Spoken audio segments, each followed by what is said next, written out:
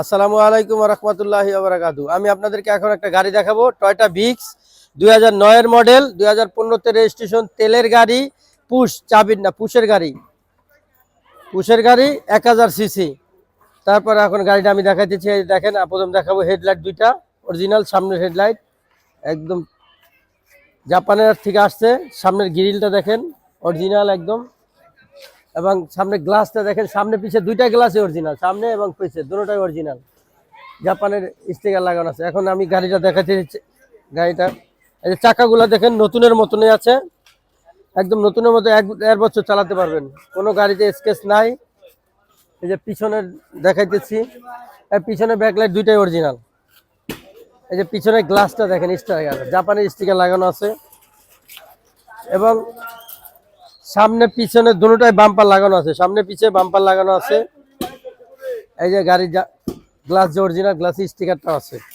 এই যে পিছনে গ্লাস চাকাটা দেখাই দেন, পিছনের চাকাটা অনেক নতুনের মতনই আছে।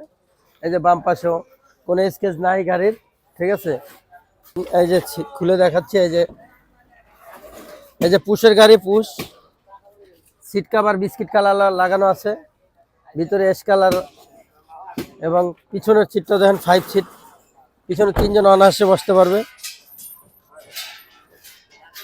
এবং পিছনেরটা আমি খুলে দেখাচ্ছি, পিছনে আমি খুলে দেখাচ্ছি, দেখেন লাকেজ 3-4টা রাখতে পারবে অনায়াসে, 3-4টা রাখার আছে, সুযোগ আছে।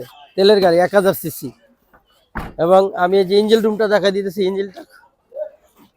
ইঞ্জিন রুমটা দেখাই দিতেছি এখন। ইঞ্জিনটা দেখাই দিতেছি, এই দেখেন ব্যাটারিটা নতুন লাগানো, এবং ইঞ্জিন কোনো জায়গায় একটু নাই। এই যে জাপানের অরিজিনাল স্টিকারটা আছে বানানে।